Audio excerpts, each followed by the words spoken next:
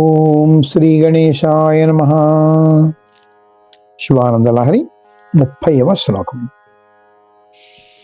వస్త్రోద్ధూత వితౌ సహస్రకరత పుష్పార్చనే విష్ణుత గంధే గంధవహాత్మతాన్న పచనే బర్హిర్ముఖాధ్యక్షత పాత్రే కాంచన గర్భతాస్తి మయి చేత్మాలేందు చూడామణే శుశ్రూషాం కరవాణితే పశుపతే స్వామిన్ త్రిలోకీ గురో. మనకు త్వత్పాదాంబుజమర్చయామి అనే 29వ శ్లోకంలో శంకర భగవత్పాదులు త్రికరణ శుద్ధిగా భగవంతుణ్ణి పూజించాలి అని చెప్పారు. అంటే మనోవాక్కాయ కర్మల చేత పొంతన మూడిట్లో సమన్వయం ఉండాలి. ఈ శ్లోకంలో కాయిక పూజ గురించి చెప్తున్నారు. ఇప్పుడు భగవంతుడు సర్వవ్యాపకుడు, మహాశివుడు ఉన్నాడంటే సర్వవ్యాపకుడు కదండి. ఆయన లేని చోట ఏముంది చెప్పండి. ఆయనకి పూజ చేయాలి అంటే మనం ఆయనంత వ్యాపకత్వం కలిగినటువంటి పూజా సామాగ్రి తెచ్చి మనం చేయగలమా? మనకు కుదరదు కదా. మన పరిమితిలో మన స్థాయిలో మనం చేయగలం. చూడండి, మన తెలుగులో మంచి మాట ఉంది, కొలుచుకోవడం అని. అంటే మన కొలతకు అందిన తీరులో, మన స్తోమతకి మన స్థాయికి అందిన తీరులో మన పరిమితిలో మనమేమో దేవుణ్ణి అర్చించుకుంటాం. అందుకని కొలుచుకోవడం అంటారు దీన్ని. ఇప్పుడు నాకన్నా శ్రీమంతులు వెళ్ళడం ఉంటే వాళ్ళు వాళ్ళ స్థాయిలో ఇంకా ఎక్కువ చేయవచ్చు పూజ. ఏ మహారాజులో చక్రవర్తిలో చేస్తే ఇంకా పెద్ద పూజ చేయవచ్చు. ఏ దేవతలో చేస్తే వాళ్ళకి ఇంకా వ్యాపకత్వం ఎక్కువ ఉంటుంది కాబట్టి వాళ్ళు ఇంకా చేయవచ్చు. అయితే మనం సాధారణంగా నిత్య పూజలో షోడశ ఉపచారాలు అని చేస్తుంటాం. అంటే 16 ఉపచారాలతో మనం కాయిక పూజ అనేటువంటి చేస్తుంటాం. అవి ఏమిటవి? ఆవాహనము, ఆసనము, అర్ఘ్యము, పాద్యము, స్నానము, వస్త్రము, గంధము, యజ్ఞోపవీతము, స్త్రీ దేవతలకైతే వింజామరం చెప్తారు, ఆభరణము, పుష్పము, ధూపము, దీపము, నైవేద్యము, తాంబూలము, నీరాజనము. ఈ విధంగా 16 ఉపచారాలు చెప్తారు. ఈ శ్లోకంలో మనకు శంకర భగవత్పాదులు వస్త్ర, పుష్ప, గంధ, హవిస్సు అంటే నివేదన, అర్ఘ్యం, ఈ 5 ఉపచారాలతో దేవతలైతే ఏ విధంగా చేయగలరో అని ఒక చిన్న పోలిక ఇక్కడ చెప్తున్నారు. అది ఆ భావన ఈ శ్లోకంలో ఒక్కసారి పరికించి వివరణలోకి మనం వెడదాం.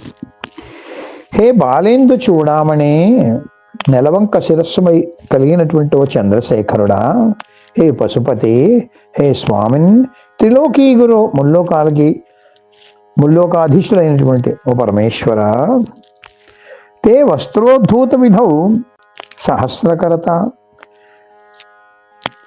ఎంతో వ్యాపకత్వం కలిగినటువంటి నీకు వస్త్ర ఉపచారం చేయాలంటే, అంత పెద్ద వస్త్రము కప్పాలి అంటే సహస్ర కిరణాలతో వ్యాపించినటువంటి సూర్యనారాయణ మూర్తి అయితే అంత పెద్ద వస్త్రం ఆయన పరిమితిలో చేయగలడు.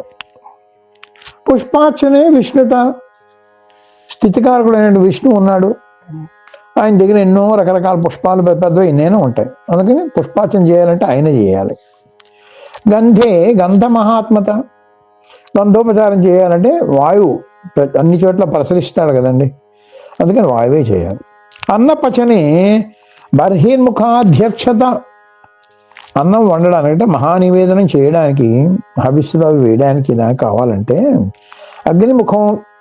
అగ్నిముఖాధీశుడు ఇంద్రుడే చేయాలి. పాత్రే కాంచన గర్భత, అర్ఘ్యం, పాత్రతో అర్ఘ్యం అది ఇవ్వాలంటే, అర్ఘ్యం అంటే చేతులు కడుక్కోవడానికి నీళ్లు, పాద్యం అంటే పాదాలు కడుక్కోవడానికి నీళ్ళు అనమాట. కాంచన గర్భత చతుర్ముఖ బ్రహ్మే ఇవ్వగలడు. మయి అస్థి చేత్ తే శుశ్రూషాం కర్వాణి, నేను కానీ వాళ్ళంత వాడిని అయినట్లయితే, నువ్వు వాళ్ళంత వాడిని నన్ను చేయగలిగినట్లయితే, వాళ్ళు చేసేటంత పూజ నీకు కూడా చేయగలను, సేవ నీకు కూడా చేయగలను. కానీ నేను అంత చేయగలనా? నా పరిమితిలో నేను చేస్తాను. అందుకే చూడండి, మనకు సంకల్పంలో కూడా ఏం చెప్తామండి, సంభవిద్భి పదార్థై, సంభవిద్భి ఉపచారై, సంభవిద్భి ద్రవ్యై, సంభవితానియమేన యావచ్చక్తి ధ్యాన ఆవాహనాది పురుష సూక్త లేక శ్రీ సూక్త విధానేన షోడశోపచార పూజాం కరిష్యే అని మనం చెప్తాం. అంటే ఏంటి? నాకు సంభవించిన ప్రాప్తించిన పదార్థములతోటి, నాకు ప్రాప్తించిన ఉపచారములతోటి, చేయగల ఉపచారములతోటి, నాకు సంభవించినట్టే ద్రవ్యములతోటి, నాకు వీలైన నియమనిష్టలతోటి, నా యావచ్చక్తిగా యథాశక్తిగా నీ ధ్యాన ఆవాహనాది పూజ వేదోక్తంగా కానీ పురాణోక్తంగా కానీ నేను చేస్తున్నాను అని ముందే సంకల్పంలో మనం చెప్పుకుంటాం. అంటే మన పరిమితి అనేటువంటి భగవంతుడికి తెలుసు, కానీ మన పరిమితి అనేటువంటి దానిలో నేను చేస్తున్నానని ముందు ఆ అర్పణ, మనం ఆ విశ్వాసం, ఆ భక్తి, ఆ వినయం అనేటువంటిది మనకి ఉండాలన్నమాట. ఇప్పుడు చూడండి, సాధారణంగా ఈ పాటి ఉపచారాలు మనం చేస్తున్నప్పుడు కూడా ఒకప్పుడు ఏం చేస్తామండి? వస్త్రార్థం అక్షతాన్ సమర్పయామి, ఆభరణార్థం అక్షతాన్ సమర్పయామి. ఈ విధంగా వాటికి కూడా మనం రాజీపడి అవి కూడా చేయలేకపోతే అక్షతాన్ సమర్పయామి అని భక్తితో చేస్తాం. దానికి కూడా భగవంతుడు ఏమనుకోడండి. చూసారా ఎంత కరుణాపూరితమైనటువంటి హృదయుడు నిజంగాను, భగవానుడు నిజంగాను. ఇప్పుడు ఈ శ్లోకంలో మనం వివరణలోకి వెళ్ళినట్లయితే, శివుడికి వస్త్రోపచారం చెయ్యాలి అన్నట్లయితే సహస్ర కిరణాలతో వ్యాపించినట్టు సూర్యనారాయణమూర్తి చేయగలనమాట. ఎందుకంటే ఆయన వ్యాపకత్వం ఎక్కువ ఉంటుంది. ఎక్కడ కావాలంటే అక్కడ ప్రశ్నించగలడు, పెద్ద వస్త్రం ఆయన వేయగలడు. అదే విష్ణు ఉన్నాడంటే పుష్పోపచారం చేయగలడు. ఎందుకంటే ఆయన స్థితికారకుడు.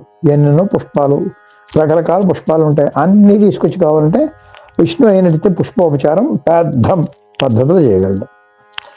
బంధోపచారం చేయాలంటే సర్వత్రా వ్యాపించేటువంటి వాయుదేవుడే చేయాలి. మహానివేదన వండి హవిస్సుగా ఏదైనా చేయాలి, నివేదన చేయాలంటే అగ్నిముఖాదీశులైనట్టు ఇంద్రుడే చేయాలి.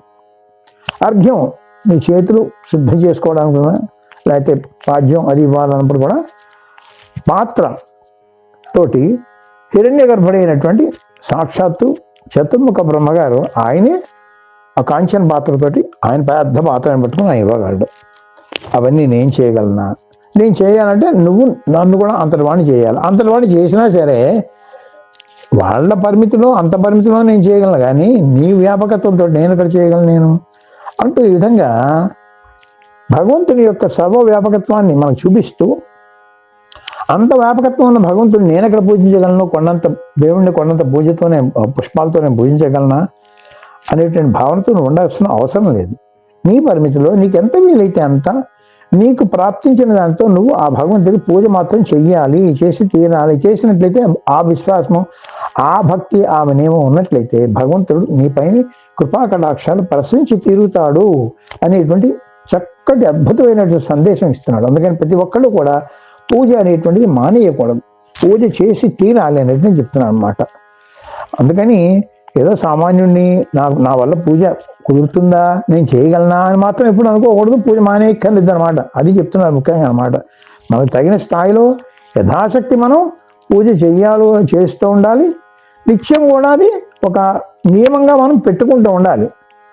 అలా చేసినట్లయితే ఆ శివుడిని మనం సులువుగా మెప్పించవచ్చు. ఆయన ఉబ్బులింగాడు. ఏ చిన్నపాటి మనం భక్తితో చేసినప్పటికి కూడా పత్రం పుష్పం ఫలంతో ఏమని చెప్పి చెప్తారే, ఏది ఇచ్చినప్పుడు కూడా ఆయన సంతోషిస్తాడు. అందుకని పూజ అనేటువంటి తప్పకుండా చేసి తీరాలి. నీ స్థాయిలో, నీ పరిమితిలో, దానికి లోబడి నీకు ఏది ప్రాప్తించినట్టు దాంతోటే చెయ్యి, పర్వాలేదు అనేటువంటి మహా అద్భుతమైనటువంటి సందేశం ఈ శ్లోకంలో ఇస్తున్నటువంటి ఆ శంకర భగవత్పాదులకి నమస్కరిస్తూ నమఃశివాభ్యాం. మన మోహనవాణి కార్యక్రమాలు మీకు నచ్చినట్లయితే వెంటనే ఒక లైక్ చేయండి, అలాగే కామెంట్ చేయండి, ఎక్కువ మందికి షేర్ చేయండి. సబ్స్క్రైబ్ చేసుకోకపోతే వెంటనే మన ఛానల్కి ఇప్పుడే సబ్స్క్రైబ్ చేసుకోండి. ధన్యవాదాలు.